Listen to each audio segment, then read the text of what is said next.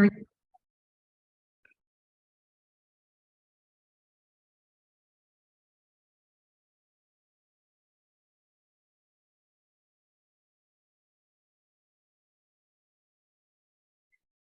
morning, everyone. I think we will start with this breakfast dedicated to women. It's indeed a pleasure for us to have you all here today to celebrate International Women's Day, a day that recognizes the immense contribution of women to our society and raises awareness about the needs of gender equality. Okay, can we show you?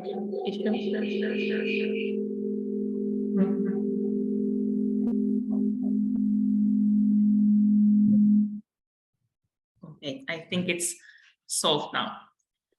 Along the whole day, EIT Food is developing several events and activities to celebrate women, highlighting the contributions of women in the agri-food sector and the crucial role they have played in agriculture through history. Their contributions continue to be essential in ensuring innovation, food quality, food security, and sustainability. Furthermore, women are increasingly taking on leadership roles in the agri-food sector, from farming cooperatives to food processing companies to policymaking institutions. However, we must acknowledge that women in the agri-food sector continue to face significant challenges and limited opportunities.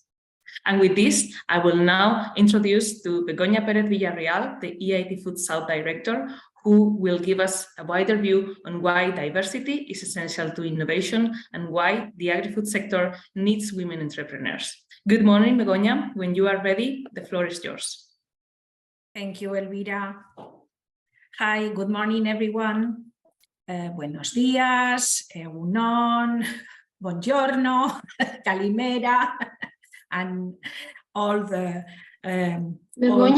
language. Yes? We can hear you. Okay, fine.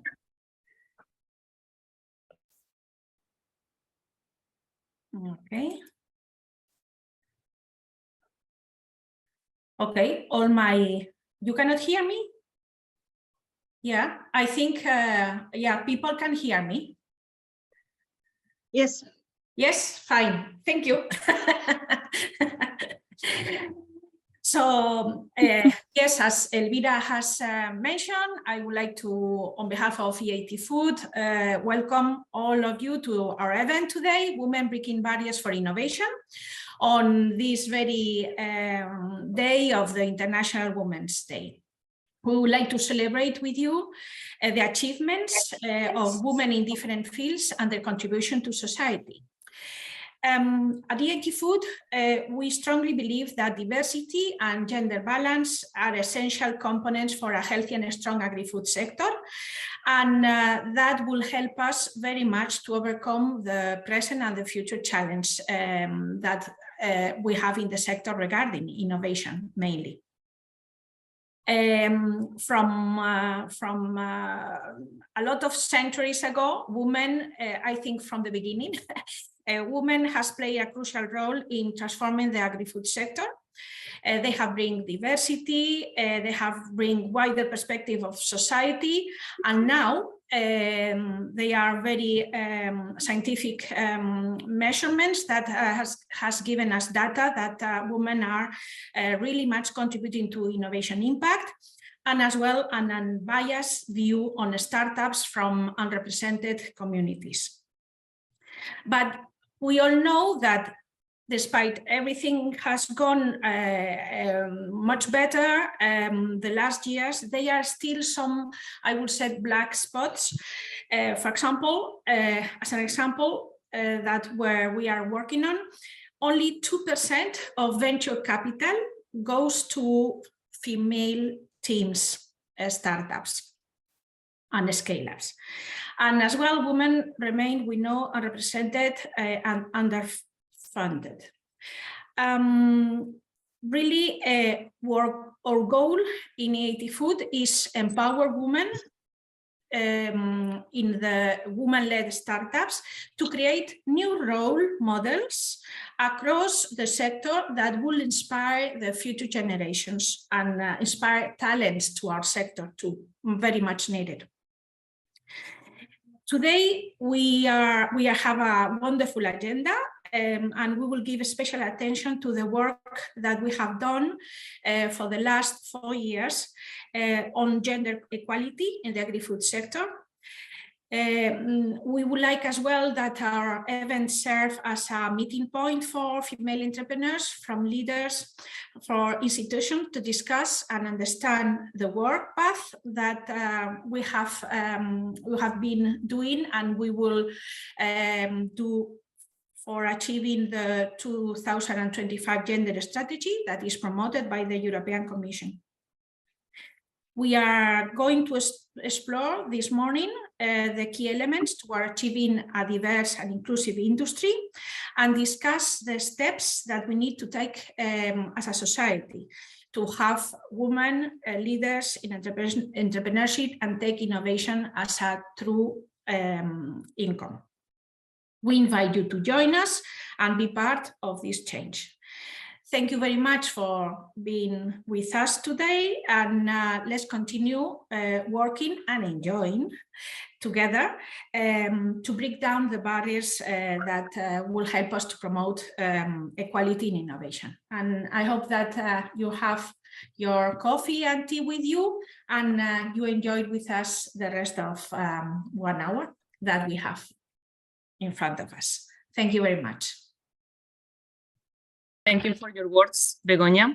And indeed, we must work together to break down these barriers and create a more equitable and inclusive environment for women in the agri-food sector. And now, to give you some data that highlight the importance of breaking these barriers, we will show some facts and figures through some questions after every speaker that will give us quite a good overview on how the current status is. Are you ready for this? Let's start then with the first question. What percentage of venture capital in Europe goes to all female teams?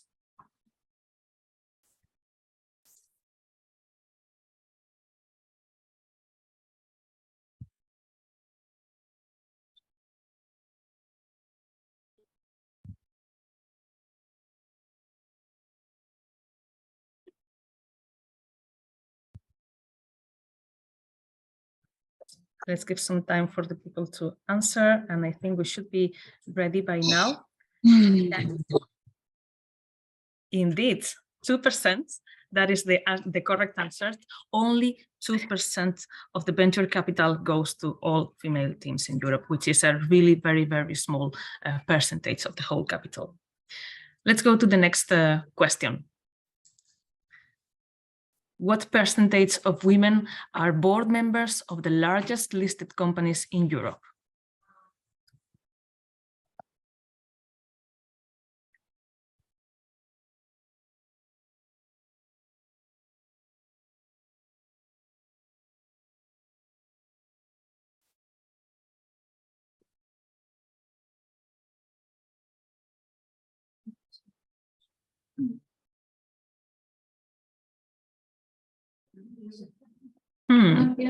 So it is 30% of the board members of the largest listed companies are women. Still, it's quite a low percentage, and we do need to work on increasing that. And for this, fortunately, we have developed pioneer programs within EIT Food, like the Women in Agri-Food Sector program that is led by our colleague Lara Rodriguez. And now we will start with a video to show some opportunities that this program is offering.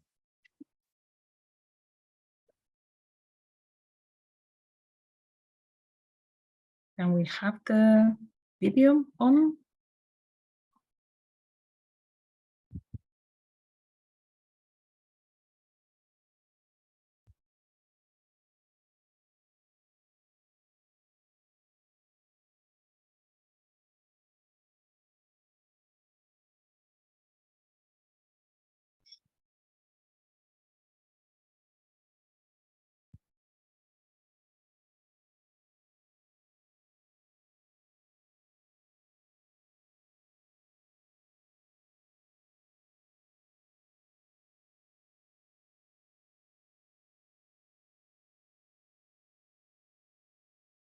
I don't know if this is me, but we cannot hear the video.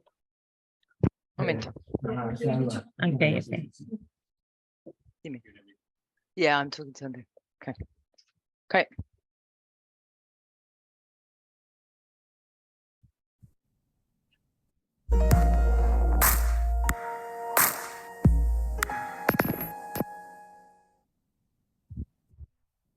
If women face a lot of challenges every day, imagine those who are trying to get a startup off the ground.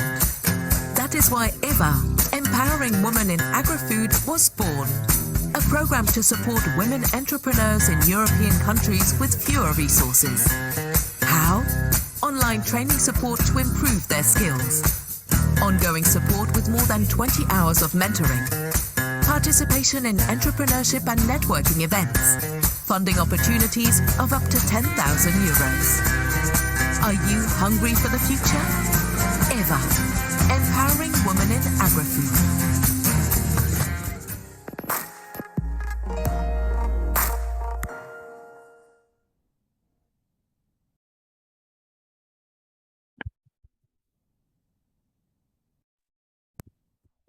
Thank you very much. Lara, what is now coming within the Empowering Women in Agri-Food program in 2023?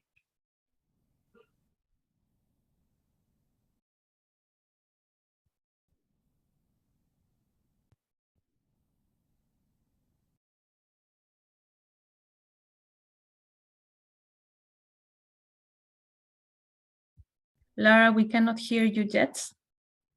We can see your screen now. Thank you. Okay. Yes. Thank you very much. Sorry for the technical issues.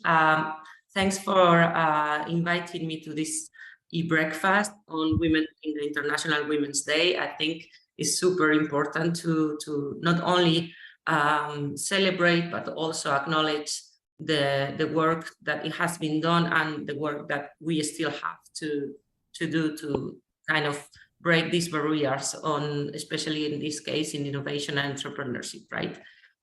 So Empowering Women in Agri-Food, this is a program that we created in 2020. Okay, why?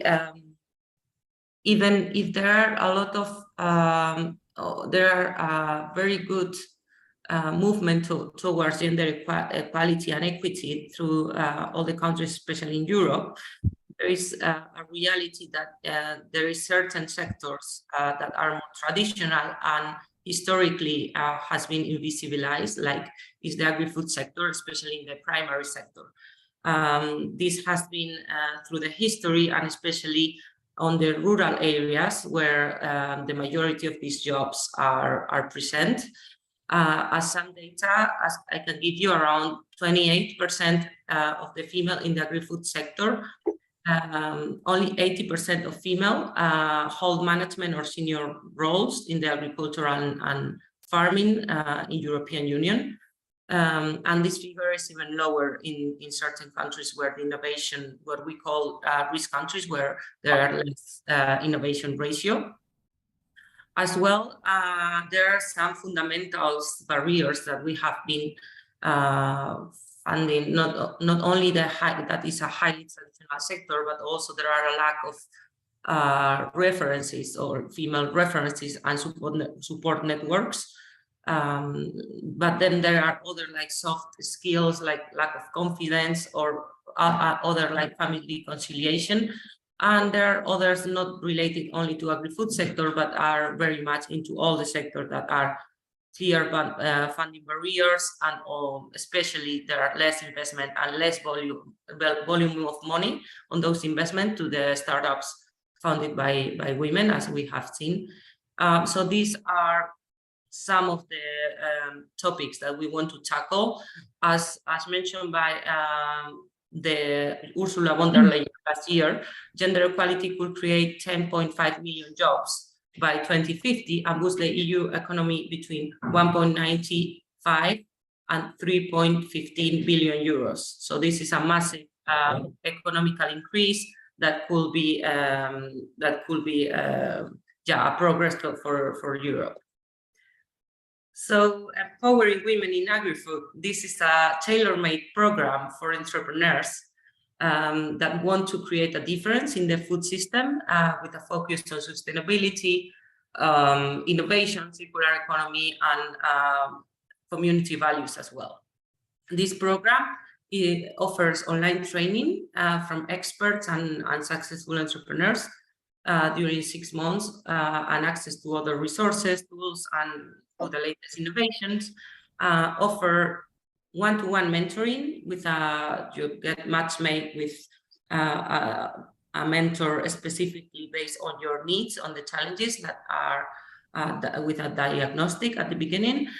These are 6 programs of personalized mentoring, so more than 20 hours with this business mentor. Very big, important part of the program is the power of community. So there's more than 500 people now in our community, virtual community. Then we create a lot of networking events and activities to create this reference and support network that we were mentioning.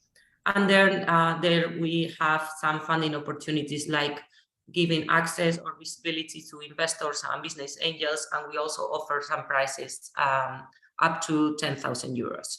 So if you scan the QR code, you will have you will redirect to the website, the EIT Food website with more information on the empowering women in agri-food.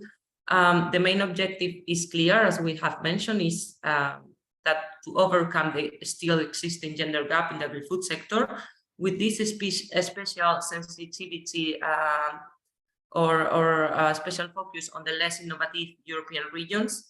So promoting inclusivity and diversity between the business founders and increase the female founder startups. So these are our core values that we already mentioned: sustainability, belonging, empowerment, reconciliation, equality, innovation, community, and diversity. The program in each country, so we ran this program last year in 13 risk countries. In each country, we select 10 female entrepreneurs, 10 experienced mentors, and there are 6 months training and mentoring, prices up to 10K. And then this community and networking, there are like a masterclass event and then a pitching competition event in each of the countries each year. Our target are women with talent and passion for entrepreneurship that has a proven idea or already existing business in the agri-food sector, that are located in Southern and Eastern European countries. And if they have founded a startup, they are really new, so less than 2 years since their registration, and they have received less than 30K euros in funding. And obviously they show commitment, right? Yeah, so we are very satisfied with the results of this program so far. So in this last 3 years, we have supported 260 entrepreneurs on startups. We have more than 130 mentors and experts in our community, 513 members in our virtual platform. We have granted 360,000 euros in prizes, but our startups have attracted more than 20 million euros, which is very difficult for, especially for early stage startups. So we have awarded 26 startups so far with prizes. You have some examples there, but there are many more. And we are creating also partnerships for a more local on the ground experience in each of the program on a country level. As a new news for 2023, just to let you know that we will be opening the contribution or the request for organizations, for local organizations to organize activities in Southern Europe that will be open next week. In South of Europe, we will select 5 organizations from Spain, Portugal, Greece, Turkey, Italy, Malta, or Cyprus. At the same time, in East of Europe, there are already some organizations selected from Serbia, Poland, Estonia, Slovenia, Romania, and then there are Slovakia, and there will be some specific activities on Ukraine, although it will be a bit different. So the program overview, very short, in a nutshell. We start the scouting and selection of entrepreneurs and mentors. We select this local organization that help us to shape the program in their specific ecosystem. During April, we start scouting entrepreneurs and mentors, and we select during May. And we start the program on the 1st of June with a matchmaking activity with mentors. The mentoring and training are during July and November. We have the pitching competition in November in each of the countries, and then the 1st of December we celebrate the Women in Agri-Food Summit, which we started the first 2 years ago, and is a really successful event that really holds all together in the same place. Here you can see some pictures, and from the last year it was really nice because usually these entrepreneurs, they don't have many colleagues to share experiences, or from other countries as well. Many of them become clients, providers, or business partners. So it was very successful. So I don't want to take a lot of your time. I think we have some comments or insights also from some entrepreneurs today, so I prefer them to mention their experience. Please, it will be super that you join us in helping these empowered female entrepreneurs in the agri-food sector. And of course, we will be all happy to answer any questions or to support you in anything that you would like to increase or grow within the food sector if you are a female entrepreneur. Thank you very much. If you scan, if you scan the QR, you can have access to the virtual community directly. These are private, but we have access. Is open. Sorry, it's not private. It's open and it's free. So please go to the community. And if you have any question, please, we are happy to answer. Thank you very much. Thank you very much, Lara. We look forward to the new achievements of the EVA program through this year and to keep working with early stage women entrepreneurs. But now, going a little bit deeper into the EVA program and how it works, how it is developed. Today, we have with us Sena Tanim, co-founder at Biopols and a participant in the latest edition in the EVA program. Hello, Sena. And thank you for taking your time to share with us your experience. The floor is yours, so you can start whenever you're ready. Thank you very much. So it's great to be here this morning. I see lots of familiar faces. I see my dear friends here from Turkish EVA program. So it's great to be all together in this important day. So today my topic of discussion will be breaking the glass ceiling as a female entrepreneur.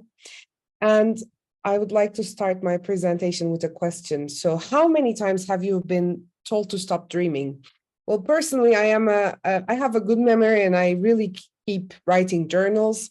And well, from all of the journals that I've been keeping since 7 years old, I discovered that I have been told to stop dreaming 396 times. And this fact shocked me because then I realized that in 2022, the same exact number of women have been killed. And this is the number that has been in the records. Maybe there are many more that we don't know either.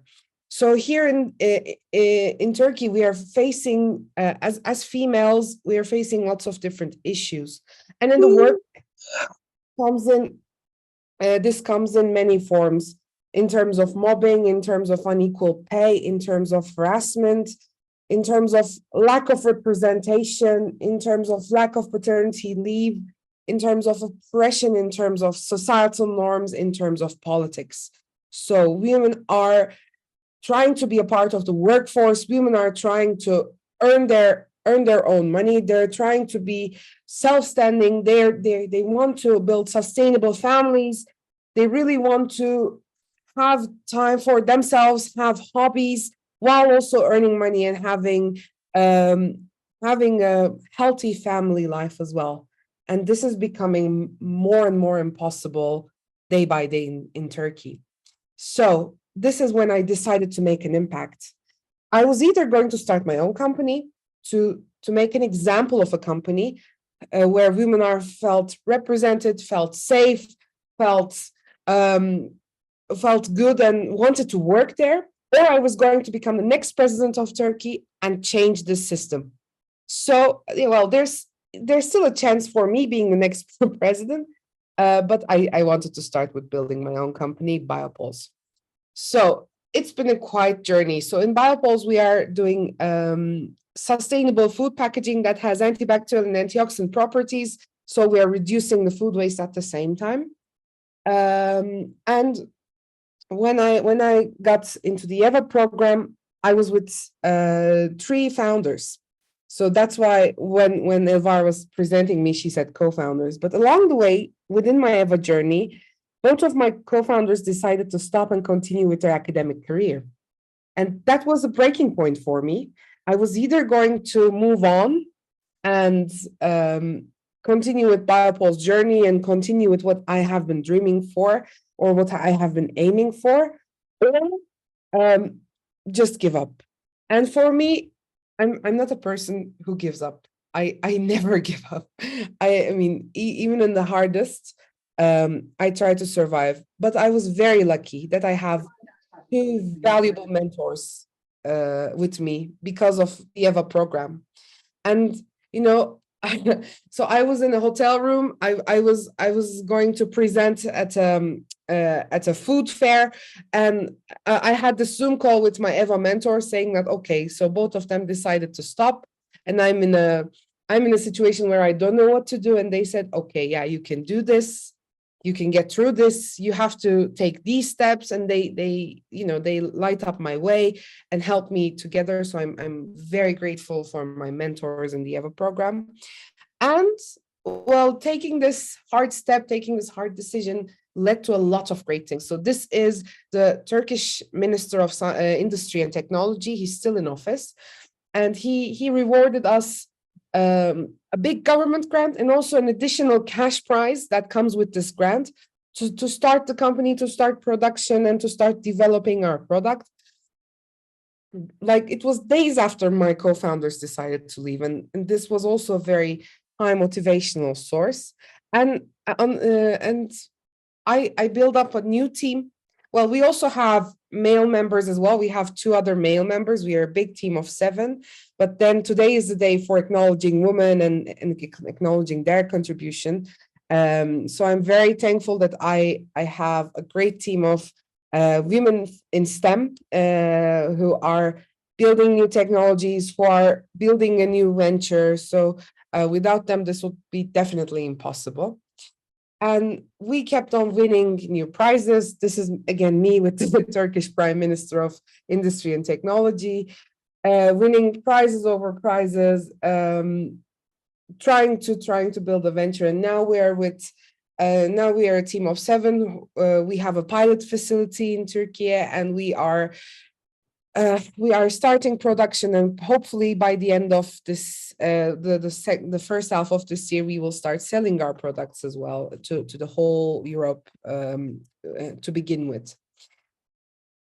So, but then again, I was not alone. You see this great people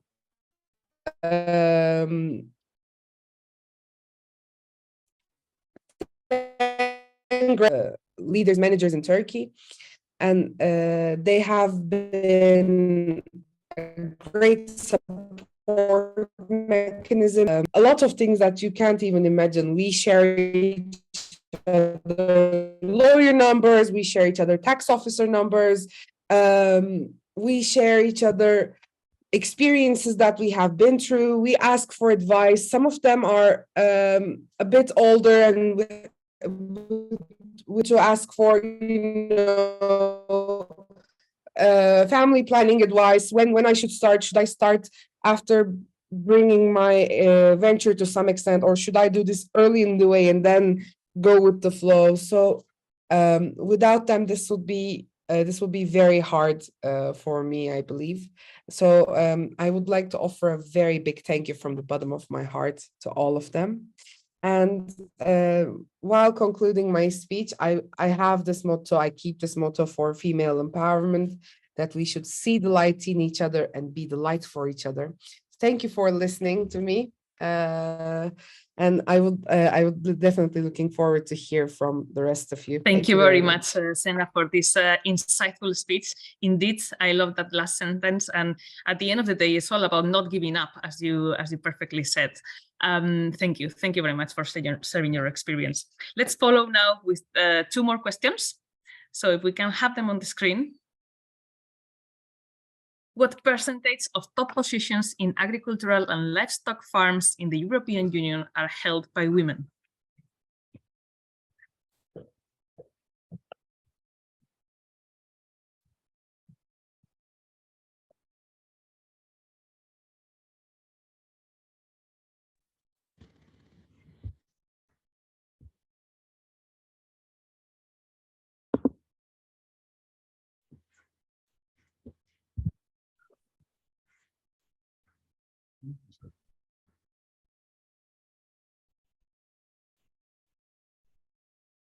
And the correct answer is 30%. You are a bit less optimistic than the reality is, but it's still 30% only. So we need to keep working to make this higher.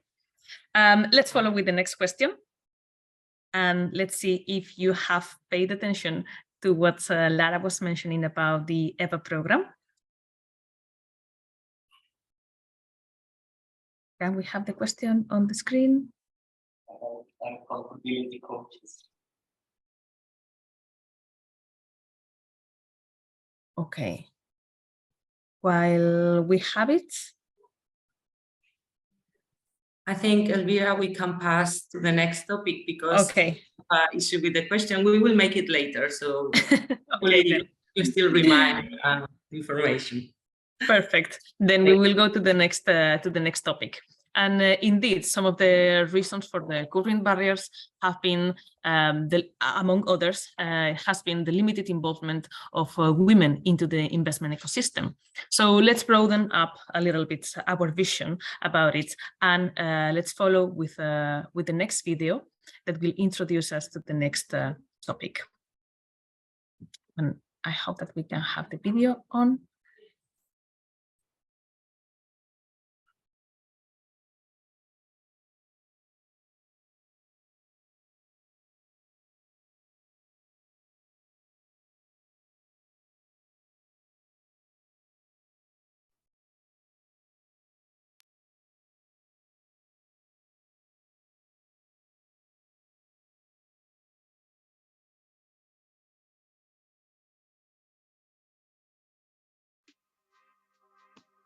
The STEAM universe, an ecosystem where women are currently very unrepresented, both in deep tech entrepreneurship and venture investment.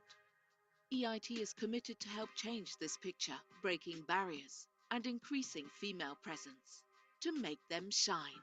Introducing Supernovas. Supernovas is a program designed with 3 complementary objectives: empowering female entrepreneurs and women-led startups, helping women start a career in access early-stage funding, and inspiring role models across the ecosystem. Supernovas achieves these objectives through a set of activities targeted at women at different points in their careers, and with different backgrounds and aspirations. These activities help participants acquire new capacities through training, mentoring, coaching, and create networking opportunities. I highly recommend this program to anyone who's looking forward to improve their business strategies, improve their network, and looking forward to reach their own full potential. Coming from a technical background, Women to Invest has helped me acquire all the basic knowledge I needed to start my career in venture capital. Most importantly, we have received first-hand advice from incredible professionals that are also now part of our network. we take with us not only the learnings, but also all of these wonderful people in this amazing network. And we are extremely grateful. It's women's time to shine in the STEAM universe. Supernovas.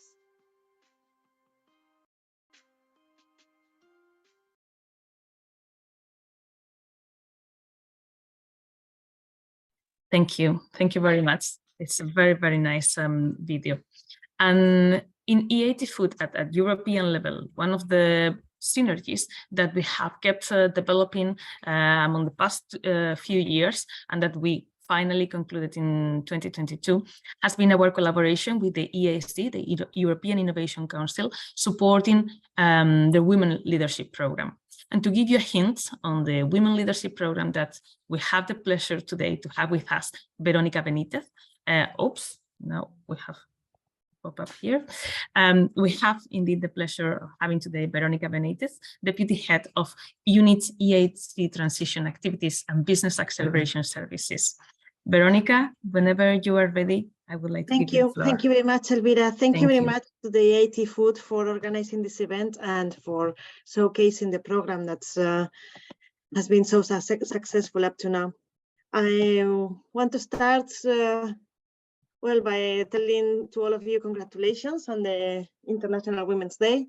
It's yeah, I think we all deserve some a little bit of relief and a little bit of encouragement. Yes, there are a lot of spaces where we can still cooperate and where we have to get better, but we are doing a lot of progress. And with this program, the Women Leadership Program, the European Innovation Council and the European Institute of Technology, they really joined forces because we really saw that there was a common objective, and that working together towards this objective, it was the best way to solve some of the issues.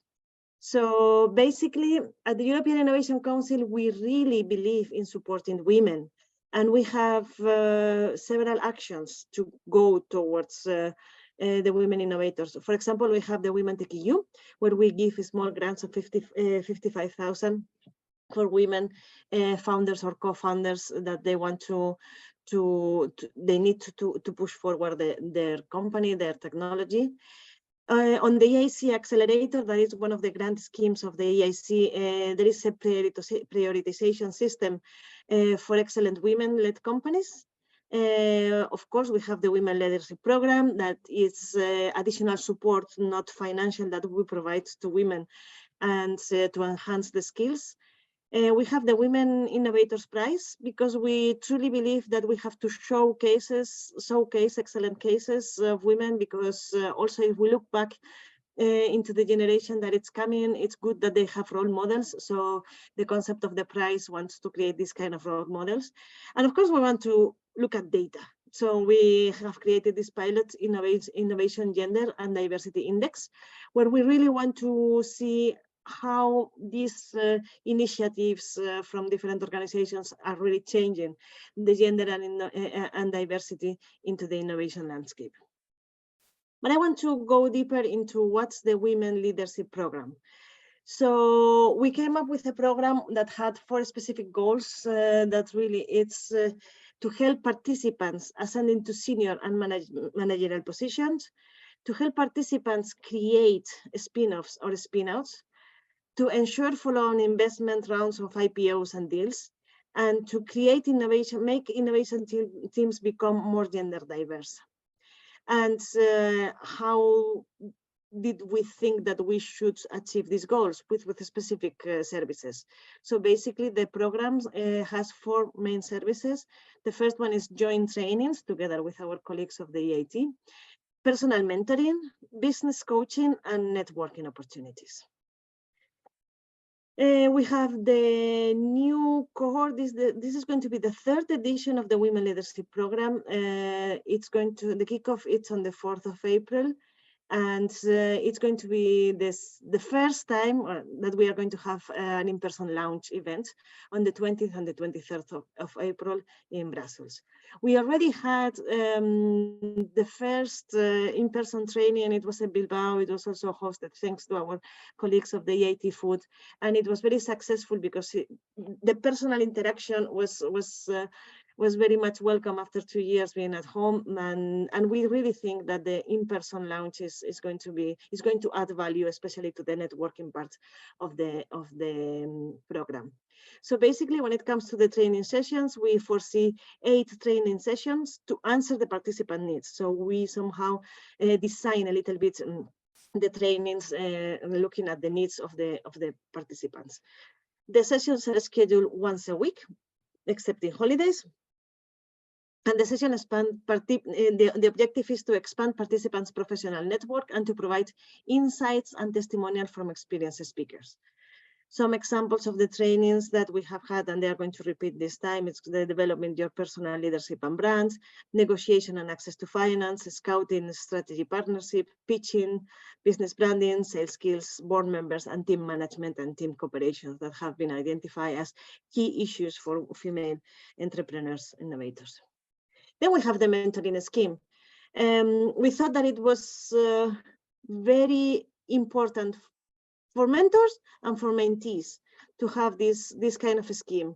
For the mentees, because they sometimes what they need, as we have heard before, is someone in their way where they can help them see where it goes, where all this experience goes, especially to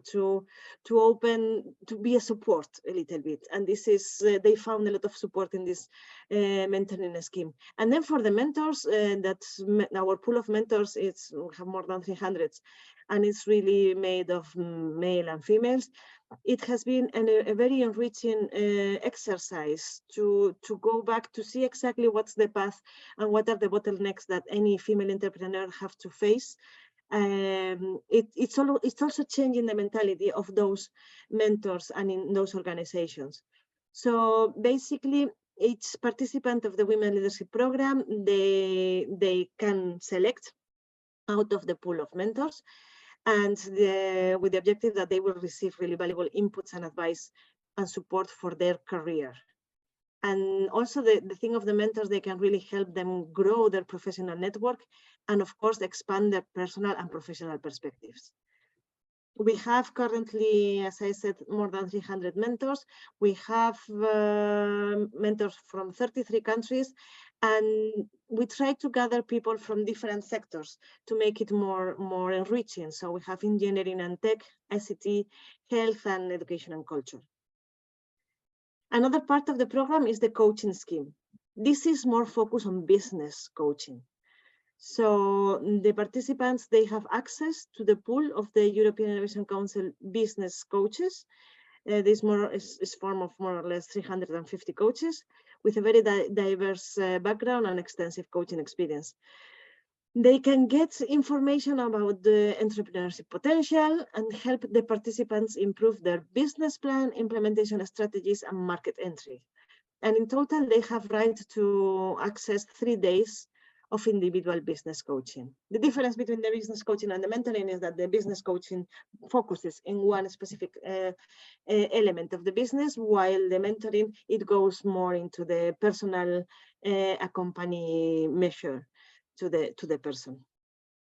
And of course, the fourth pillar of this event, it's really the networking. So that's why we have created an alumni group. So the 330 members of the previous cohort are already part of this alumni group in the EIC community platform. And here they can exchange, they can follow up all the experience that they have put in practice after receiving this program. We believe totally in the program. Of course, we have tried to look at the impact more in a quantitative perspective and also in a qualitative perspective. And overall, all the participants, 93%, they were overall satisfied, very satisfied with this program. And they all had the perception that there was an increase of skills, around 31%. Sorry, there is but don't worry, I will open later. Here we can see exactly the topics where we hope to increase the skills of the participants, so in team management, in negotiation, in starting business, in sales, pitching, and you can see the difference and the increase before taking place in the Women Leadership Program and after taking part in the Women Leadership Program. Overall, we see that, of course, we are very happy that we managed to improve above all the network, the pitching and how to present to investors. And also, we go there to help them into the opening to the board members. The other skills, there are skills that they need a little bit of long-term development. So it's not only what they take in the Women Leadership Program, but it's the long-term plan. We say that this is really the kickoff. And from there, it's we open them the door to continue, and we open them the connections and the networks to be able to go ahead. So with this, that's I finish here. I would like to tell you that we still have open until the 17th of March the EIT Female Entrepreneur Program, and of course we will be happy to explain you more in case you want more information about the program. Thank you. Thank you very much, Veronica. Indeed, your contact will be available, and the presentation is recorded, so they can access you if there are any questions. From my side, I would love to join the program. Actually, it sounds very, very interesting, and the satisfaction levels are really, really good. Let's follow now with the next question and see if we have been paying attention actually to what Veronica was explaining us. Which of the following is not the goal of the EIC Women Leadership Program?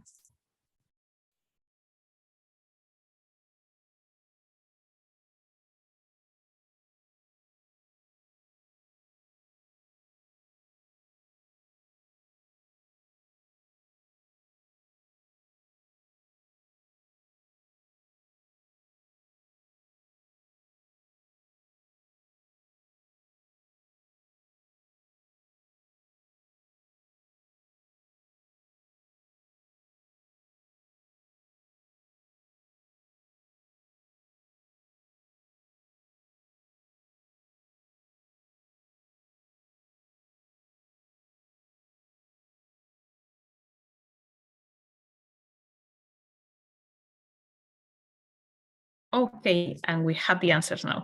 Indeed, creating more female-only teams is not one of the goals of the EIC Women Leadership.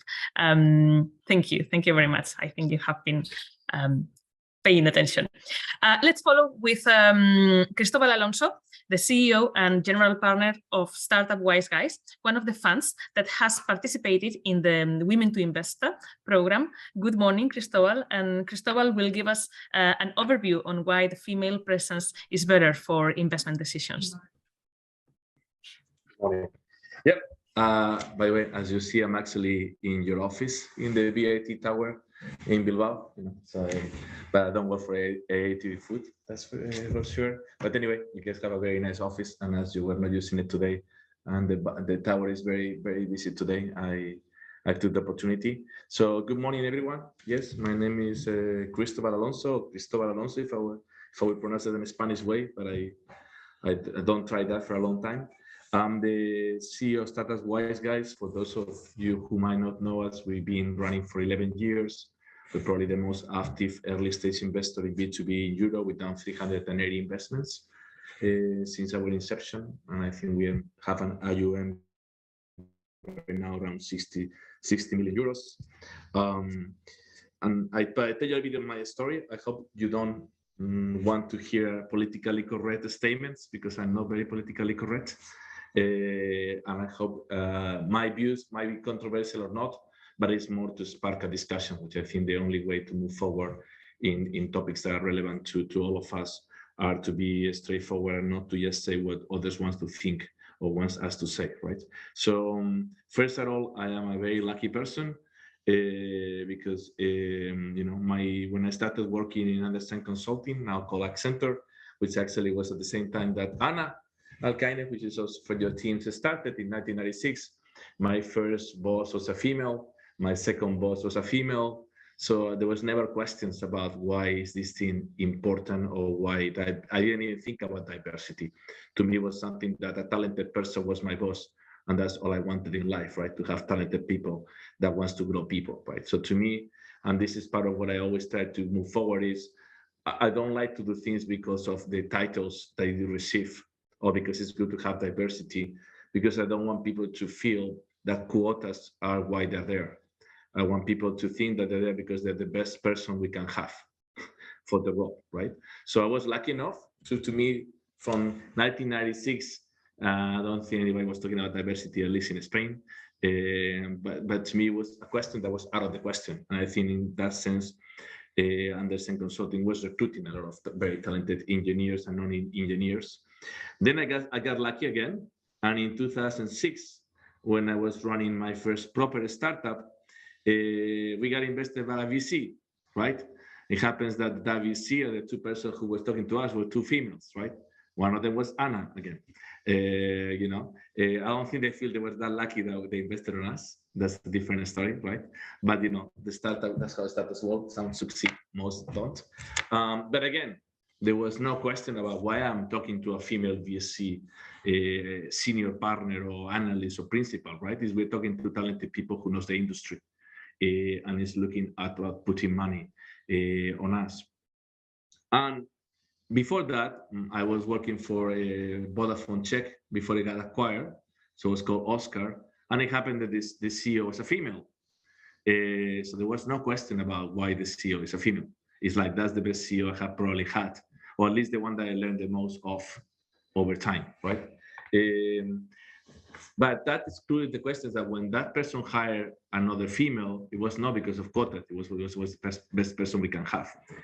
Fast forward today, in Startup Wise Guys, we have 11 general partners, 5 are female. Management team, we are 6. I'm the only male. I'm the minority, and the diversity in my team. We have 24 nationalities, and to me that's extremely important because diversity is not just gender, it's age, it's cultures, it's nationalities, and the more we put all of that in the mix, the better decision making, right? So we're talking about why it's important to have women decision making. I don't think it's important to have women decision making. I think it's important to have all type of different opinions, and the more you're having diversity in ages, gender, and cultures, the more different opinions and perspectives you're going to put on the table. Usually, if you're smart enough making decisions, better opinions lead to better decisions, right? And that's, to me, why we keep doing on this one. There was a question about, do women get the fair share in tech startups investments, etc. So I give you a couple of my perspectives. First is that, of course, we are biased.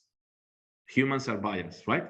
So if I was black and female, I will probably more black and females will talk to me first because they will feel more comfortable. That doesn't mean that I'm not to invest on them, but it's probably creating a network, right? So we bring our networks into the table of wherever we are. So, and our networks used to be similar to us: age, nationalities, gender, race, right? So of course, the more we put more of the diversity segment that we're targeting into the table, the more we're going to become inclusive, right? But the target is not inclusivity. Sorry, the target is better decisions, is better investments, is more impact, right?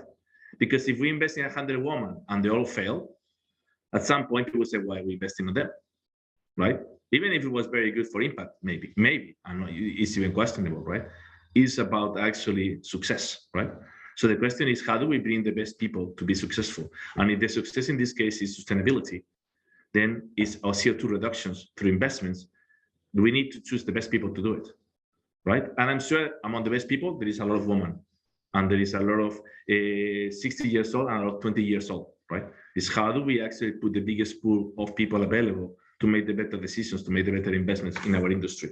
And after making the better investments, the best returns in impact or on dollars, right? Depending which fund you are, you measure return on investment in different ways. But we are biased. So yes, including female as general partners in a VC will probably mean that most talented females want to talk to you because they will make the first contact point, right?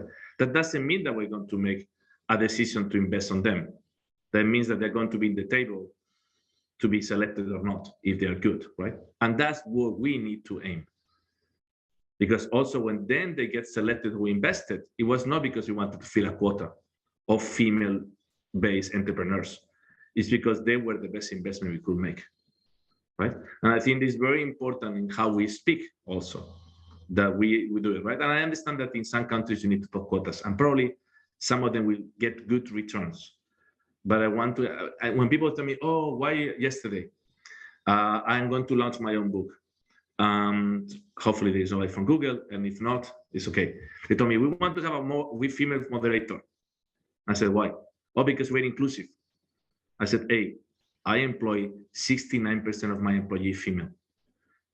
85% of my management is female. I don't need to prove. I prove it with my actions, not with, let's bring a female moderator because that's inclusive. Again, then is that female moderator good? I was not to invite Anna, but I don't want to invite her so she feels it's a quota. I want to invite her because it's a good moderator, right? So we have to be careful on that part.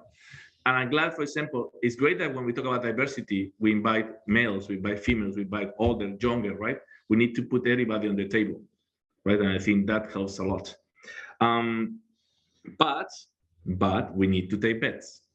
I was in Italy with one of the largest VCs, and he told me, oh, it's super difficult to find women GPs. And if you do it, it takes 7 years to give return on investment, right? And I was wondering why it takes 7 years. Of course, they are not going to find females that can raise 100 million euros because they were not put in that position. So initially they will raise 500,000 euros.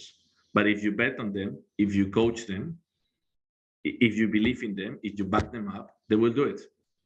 And then you know what will happen? They probably will do better because they will be more loyal, or they will be more willing because they have given an opportunity that others have not given to them, right?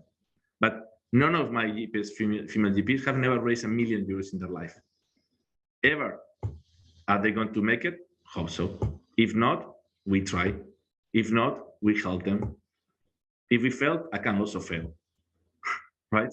But I think we need to give opportunities at the end of the day. So I think thank Anna and the woman for empowering on the VC training. Probably the name was not that one, but in opening the door to females that want to be part of the VC industry and to expose them to have opportunities. And that's what we need to do. And then it's their turn to do 2 things, 3. A, perform, right? Because if they're given the opportunity, once they perform, to become a role model. So when they're invited to talk into places, when they're invited to conferences, whether show up. Don't tell me that you're too busy now, right? Because now you're becoming a role model for others to follow. And third, give opportunities the same way that you have been giving opportunities yourself, right? And then the vicious cycle becomes, I think, very, very positive over time. But it takes time. Again, in the VC industry, it takes 10 years to pay back a fund, right? So we're not going to do it in 3 years. And I cannot expect that my female GPs are going to do it in 3 years. It will take 10 as it takes me 10 to do it, or it takes 10 the entire team doing it, right? Okay, enough speech. So I think you guys can ask me questions if there is anything. Thank you so much, Cristobal. Indeed, very, very interesting speech. I will follow now with the next question that will also highlight some of the facts in the difficulty of women accessing funding. And then, if there are any questions, then we can let them in. Can we have? Yes, we have a question here. What percentage of women-led startups in Europe have difficulty in accessing funding?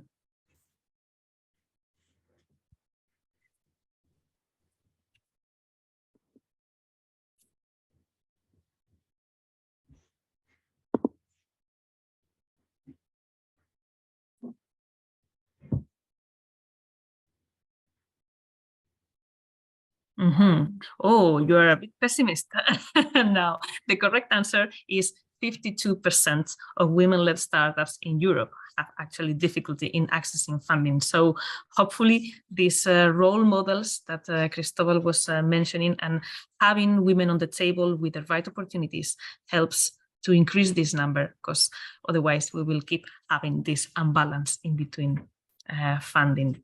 I don't know if there is any question right now. Otherwise, I will give the floor to our next speaker. Okay, so indeed, as I was, thank you, Cristobal, thank you very much. Last but not least, Elvira, can I ask a question before Cristobal leaves? Of course, of course. Okay. So my name is Sarah, and I just completed the EIT Food program, Women to Invest. And the aim of it was to encourage more women into investment.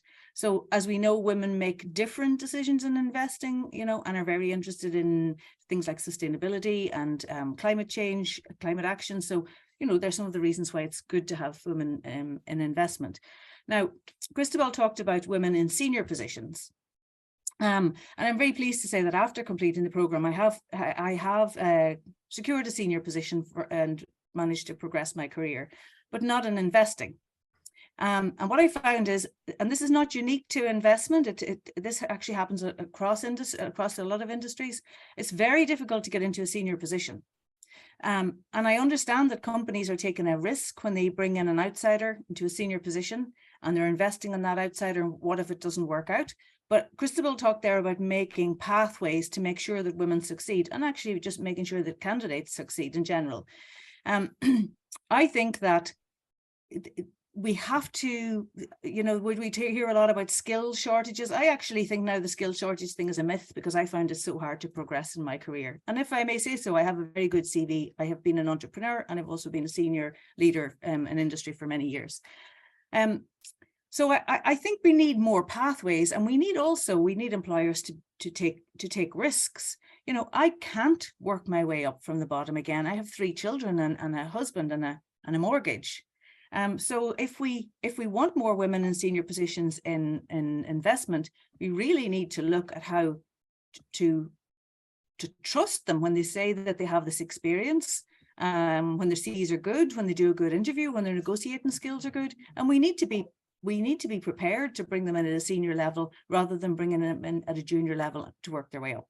Now, in the position that I have now secured, they told me that they can't bring me in as senior as they would like because of risk, but they will promote me in 6 months if I meet my targets. So that's good communication, and I'm happy to do it that way. But I didn't get that communication from investment or from any of the other positions that I applied for. So I think it's really important to get women into senior positions, but we have to understand that we have to bring them into senior positions, because the reason that we have so few women in senior positions is because, you know, of the childbearing years that we kind of missed out on being able to progress our careers as quickly as men during those years. And now we have children to support us, and not all women, obviously, I'm speaking for myself and my cohort. So, you know, so basically we have to understand that if we want more women in senior positions, we have to bring them in at a senior level. The reason they're not there is possibly because of the childbearing years, and now they have a family to support and they can't start again at junior level and work their way up. Can I say something? Mm-hmm. Of course. Okay. I try not to bring anybody at senior level, female or male, because I try to grow my people, right? But if you, of course, because I have 69% or 70% female, most of the people that I grow are female, right? But we offer total flexibility. I have people that it's not just about childbearing. One of my employees, one of their kids have disabilities. They need to go to the physiotherapist every day at 4 for 3 hours. Of course, do it.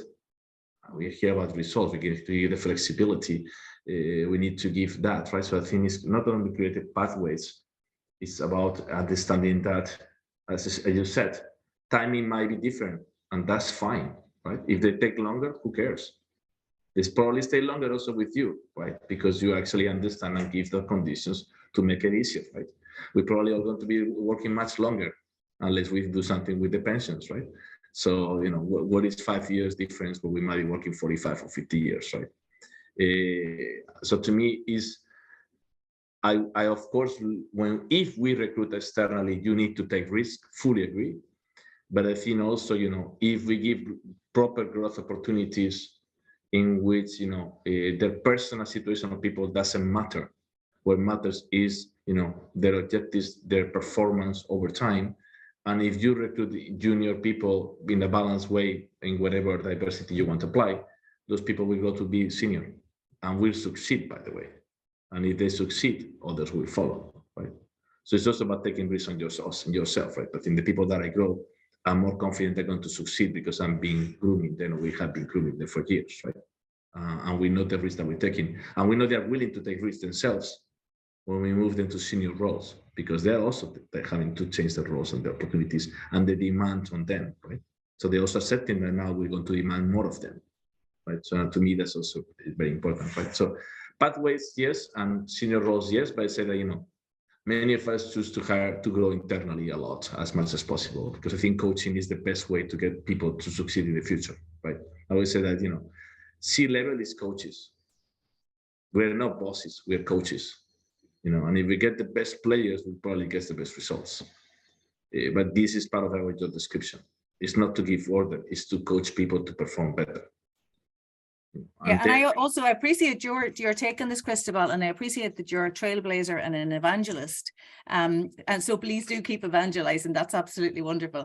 And I just, you know, in this new position that I have secured, as I say, I have taken a role that's more junior than I would like for the first 6 months until I prove myself. So I can do my household accounts around that, knowing that that's how it's going to play out because of good communication and obviously good structure on their part and coaching and so on. So so I'm not really preaching at you, Cristobal, because you're the converted, but I suppose it's just in general within our ecosystem. Maybe that's a message we can send out, is that if there are you know, fast track pathways or coaching opportunities, let us know that, and we might actually come in at you know, a sort of a mid level if we know that we'll get to that senior level quite quickly.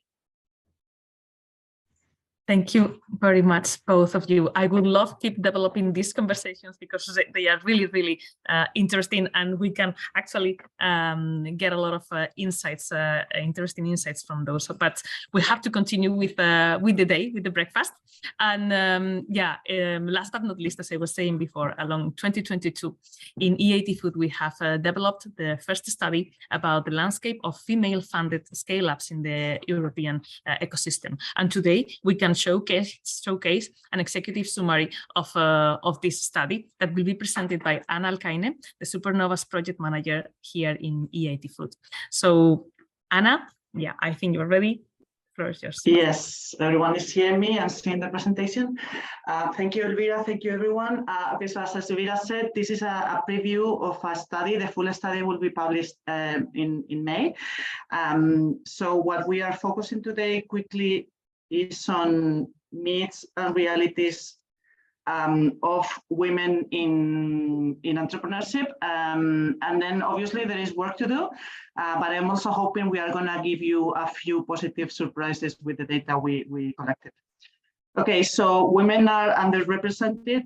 Surprise, surprise, this is true. So actually, about 8% of all European scale-ups have at least one woman in the management team.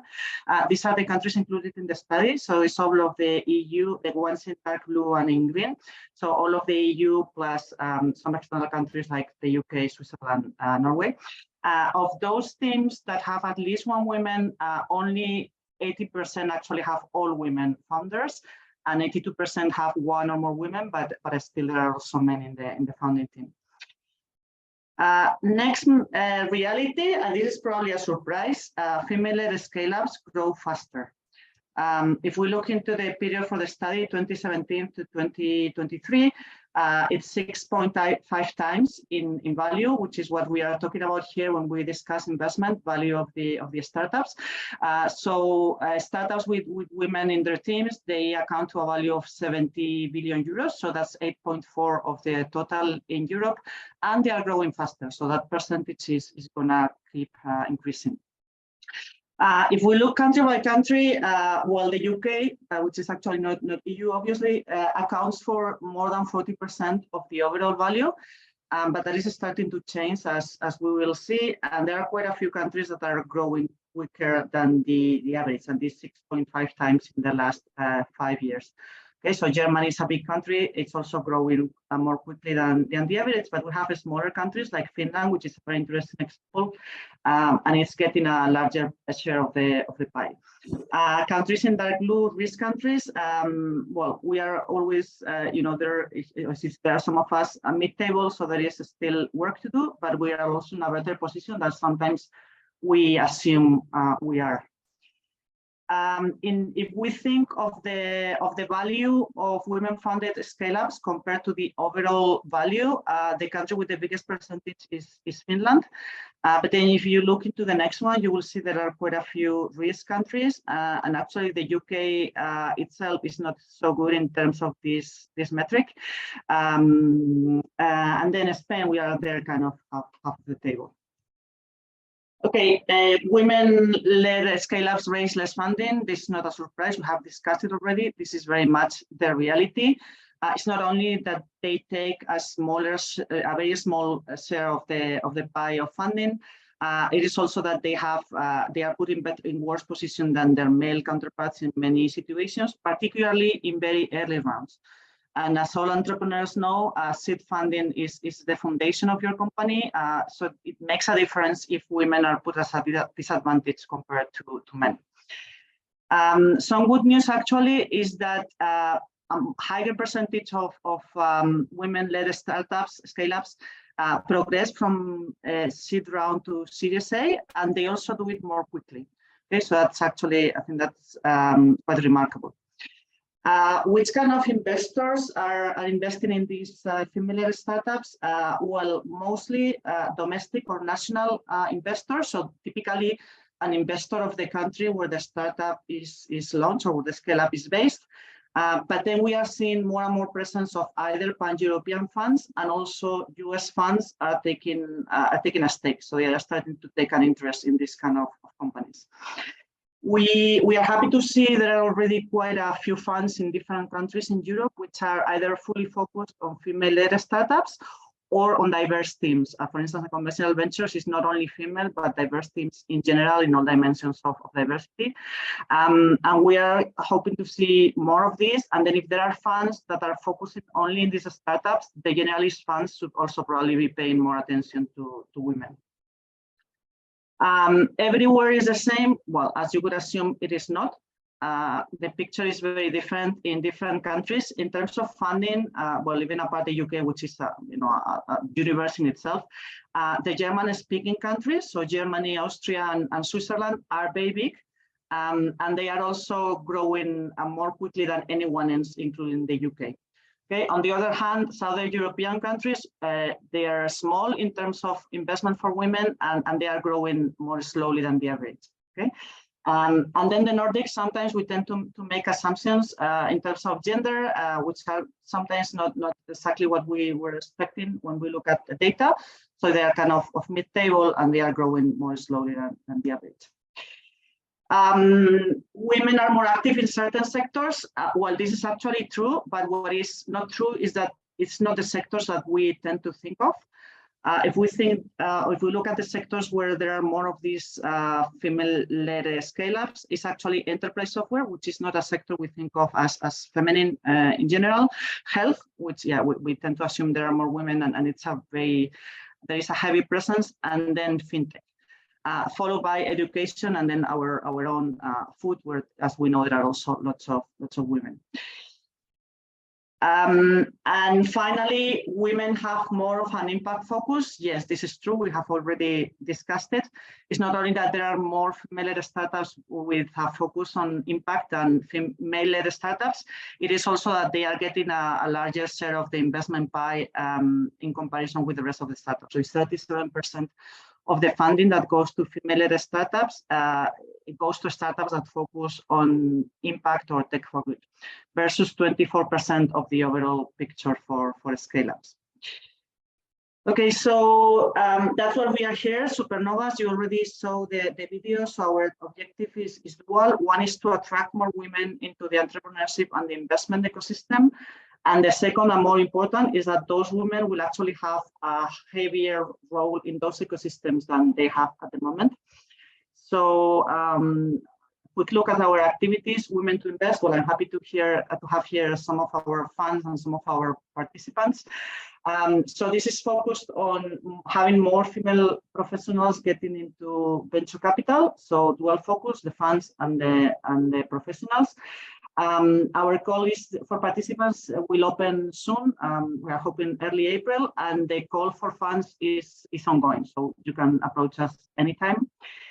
Rocket Up, which is aimed at female-led tech startups. This is for startups that want to grow international, and they are gonna get amazing support and an internationalization squad. So the call is due to open by the third week of April. And then last but not least, our newest activity. So as we were discussing with Cristobal, we need more women on the other side, on the side of the table, writing the checks, not only in venture capital, but also as business angels. So we are launching a women investor community. So this is women investing in women.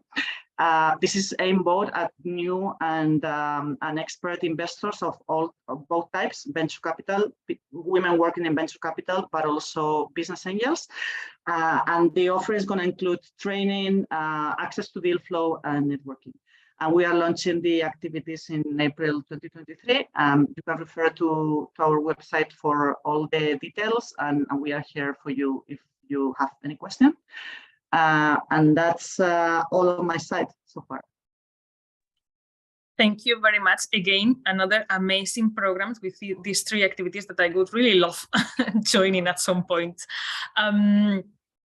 Anna has already given us some good figures about the current landscape, but let's follow with one of the latest questions of the day and see if, what percentage of startup funders in Europe are women?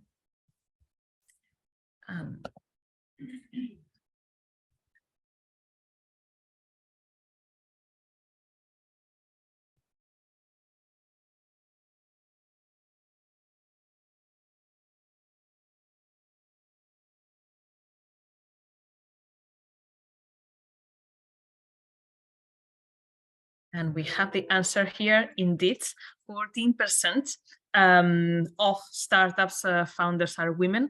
Again, a very, very low figure. So let's keep working together to make this higher. And let's close the day with the question that we missed before about the Women in Agri-Food program. Yes, what does the EVA program offer to women entrepreneurs in the agri-food sector? And I think that we all have that clear.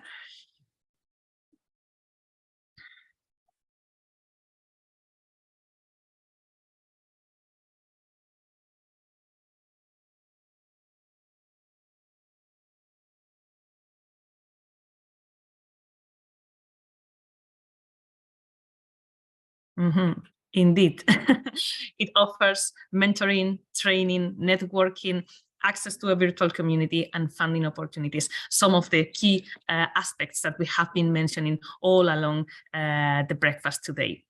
And now the event is coming to an end.